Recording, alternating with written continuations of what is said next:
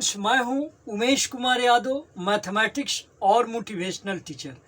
आज मैं अपने देश के एजुकेशन सिस्टम के बारे में कुछ बात करना चाहूँगा कि कैसे हमारे एजुकेशन सिस्टम हमारे देश के स्टूडेंटों को किस तरीके से तैयार करता है। आज का सब्जेक्ट हमारा यही होगा। तो आगे बढ़ूँ, मैं बताना चाहता हूँ कि अल्बर्ट आइंस्टाइन ने कहा था कि हमारे स्कूली फ्रेंड्स यानी कि स्कूली स्टूडेंट को ये 3 कैटेगरी में बांटा गया है। जो मैं आज आप लोगों को उन्हीं छात्रों के बारे में बताना चाहता हूँ। फर्स्ट यानी कि टॉपर, वो ग्रुप में रखा गया है उन स्टूडेंटों को जो सबसे स्कूल और कॉलेज में टॉप मार्क लाते हैं और ये हमेशा अच्छे मार्क्स लाते हैं, अच्छे मार्क्स से पास होते हैं। इनको ए ग्रुप में रखा गया है। और थर्ड ग्रुप के वो स्टूडेंट होते हैं जो हमेशा ही ख़राब नंबर लाते हैं लेकिन जीवन में बहुत काफ़ी कुछ अच्छा कर पाते हैं और अच्छा करते भी हैं और आगे चल कर के एक ग्रुप वाले को अपने अंडर में काम करवाते हैं। तो ये जो अपने अंडर में काम करवाते हैं किंतु स्कूल के समय में बहुत ख़राब नंबर लाते हैं, इनको थर्ड डिवीज़न और सी ग्रुप में रखा गया है। बी ग्रुप का वो स्टूडेंट होते हैं और जिनको जो अपना सेकंड क्लास में हमेशा मार्क्स लाते हैं और मार्क्स एवरेज में लाते हैं और बहुत कुछ अच्छा नहीं कर पाते आगे जीवन में, हमेशा गवर्नमेंट के लिए काम करते हैं और गवर्नमेंट जॉब करते हैं। आर्थिक परिस्थितियों से जकड़े हुए होते हैं।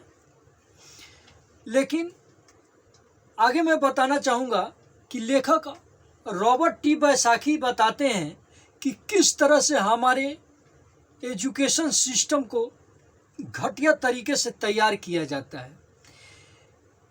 किस तरीके से ये घटिया सिस्टम के द्वारा हमारे स्टूडेंटों को तैयार किया जाता है, जो स्टूडेंट आगे चल कर के बहुत काफ़ी अच्छा नहीं कर पाते हैं और हमेशा एम्प्लॉयमेंट के लिए काम करते हैं और एक एम्प्लॉय बनने की चेष्टा रखते हैं। रॉबर्ट टी बैसाखी बताते हैं कि यही कारण है कि थर्ड ग्रुप के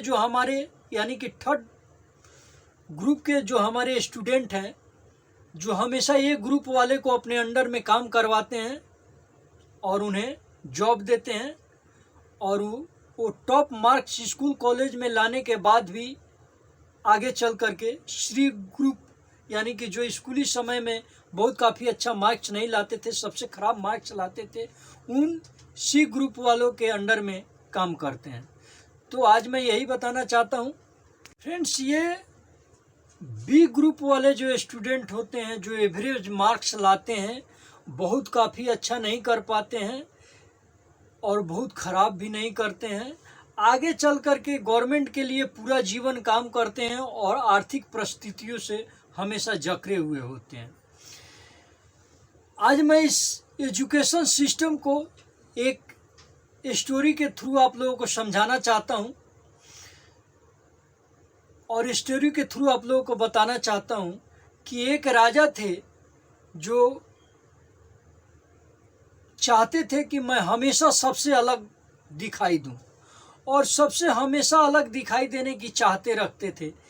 इसलिए एक दिन उन्होंने क्या किया कि अपने राज दरबार में 2 दर्जी को बुलाया और 2 ऐसे एक्सपर्ट दर्जी को बुलाया और उन्हें आदेश दिया कि एक ऐसा कपड़ा हमें सिलाई करके दो जो सिर्फ पढ़े लिखे लोगों को दिखाई दे, अच्छे लोगों को दिखाई दे और जो शिक्षित लोग हैं उन्हें ही दिखाई दे, बाकी और किसी को नहीं दिखाई दे।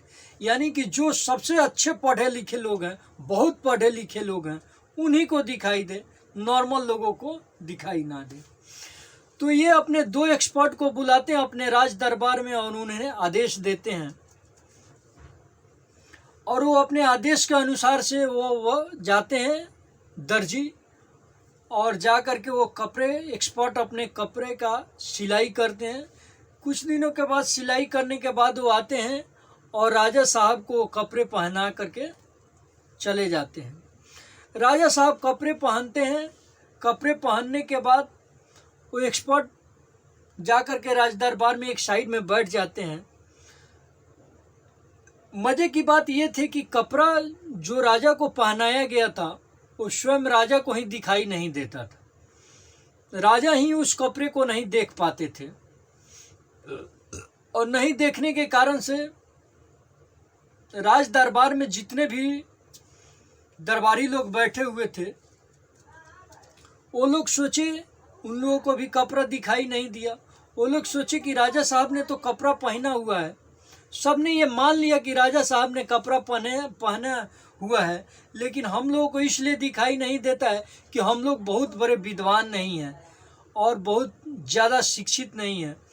तो ये सोच करके वो लोग समझते हैं कि ये सिर्फ पढ़े लिखे लोगों को ही दिखाई देगा, बहुत पढ़े लिखे लोगों को दिखाई देगा, अनपढ़ और एवरेज पढ़े हुए लोगों को ये दिखाई नहीं देगा। ये सोच करके सभी ने ये मन में धारणा मान लिया कि राजा को तो विद्वान दिखाना है, तो सभी ने ये मान लिया कि राजा ने कपड़ा पहना है और ये सिर्फ विद्वान लोगों को ही दिखाई दे सकता है। ये सोच करके सभी ने अपने दिमाग में बैठा लिया कि राजा ने कपड़ा पहना हुआ है। तभी एक राज दरबार में एक बच्चा दौड़ करके आता है और बोलता है कि अरे राजा साहब ने तो आज कोई कपड़ा ही नहीं पहना। ये सुन करके